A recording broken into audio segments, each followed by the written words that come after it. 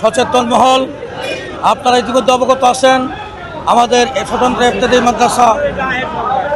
মাদ্রাসার এই বিভীষিকার এই অবহেলা এবং এই লাঞ্ছনা বঞ্চনা আজকে 42 বছর চলে।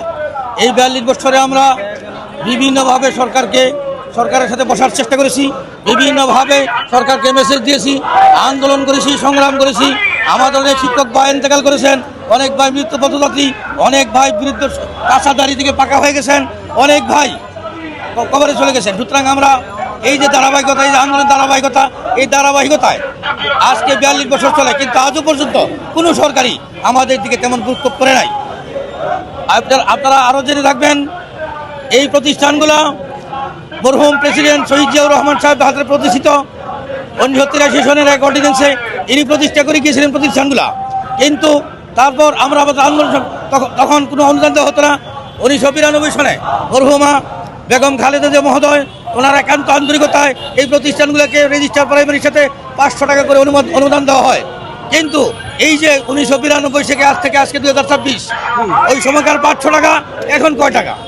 অথচ ধাপে ধাপে আন্দোলন সংগ্রামের ফলে তারা আমাদেরকে সবশেষে কী করলো, এই ধাপে ধাপে 200, 500, 1000 টাকা করে বৃদ্ধি করতে করতে এখন আমাদের প্রায় 8,000 উচ্চ প্রতিষ্ঠান স্বতন্ত্র ইফতেদায়ী মাদ্রাসা, সেখান থেকে মাত্র বাছাই করে 1519 প্রতিষ্ঠান থেকে 1519টা প্রতিষ্ঠানকে প্রধান শিক্ষককে 3500 টাকা এবং সরকারি শিক্ষকদেরকে 3300 টাকা দিয়ে থাকে। এটা তো অনুদান ভাই। এই অনুদান হলো এমন দান যেটা দেখা যায় না, সেটা হলো অনুদান। সুতরাং এই 2025-26-এর এই প্রেক্ষিতে একটা মানুষের, আপনারা সচেতন সচেতন মহলের কাছে, জাতির কাছে আমাদের বিচার দেওয়া হলো একটা মানুষের স্বাভাবিকভাবে প্রতিদিনের খরচ কত। অথচ একজন প্রধান শিক্ষকের মাসে যদি 3500 টাকা দেওয়া হয়, তার পরিবার আছে, সন্তান আছে, পিতা মাতা রাখতে পারে, তার মাসিক খরচটা কত? এইটা এর চেয়ে অমানবিকতা, এর চেয়ে অবহেলা, এর চেয়ে অবমাননা আর পৃথিবীতে হতে পারে না। এটা অনন্য দৃষ্টান্ত। আমরা মাননীয় প্রধানমন্ত্রী মহোদয় সহ মাননীয় শিক্ষামন্ত্রী মহোদয়ের সাথে কাছে মেসেজ পৌঁছেছি। আমরা বলতে চাই, আমাদের এই আন্দোলনের ফলে গত 2025-এর 28শে জানুয়ারি সরকার জাতীয়করণ ঘোষণা করতে বাধ্য হয়েছে। সেটা ছিল একটা শুভঙ্করের ফাঁকি, শুধু ঘোষণায় রয়ে গেছে, কিন্তু বাস্তবায়ন হয় নাই। এই দীর্ঘ 1.5 বছর অতিবাহিত করে, দীর্ঘ 1.5 বছর অপেক্ষা করার পর আমরা আজকে আন্দোলন বাংলাদেশে, আজকে নয়, আজকে আমাদের অবস্থান 26 দিন যাবৎ আমরা ধাপে ধাপে বিভিন্ন কর্মসূচি দিয়েছি। সর্বশেষ কর্মসূচি আপনারা দেখে থাকবেন, আমাদের আমরণ অনশন কর্মসূচি চলছে। আমাদের শিক্ষক ভাইরা কাফনের কাপড় পরে গেছে। সুতরাং মানুষের পিঠ যখন দেয়ালে রেখে যায়, বেঁচে থাকার কোনো পথ থাকে না।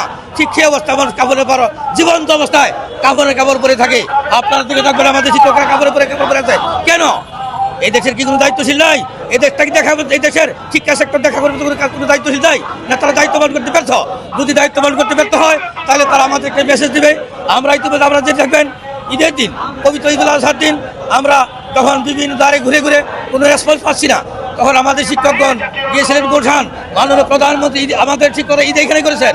এই খোলা প্রান্তরে কুকুরের সাথে রাজ্য ঘুমান, বিরাট খোলা আকাশে দিশে ঘুমান। তারা ঈদ করেছেন পরিবার পরিজন ছেলে সন্তান।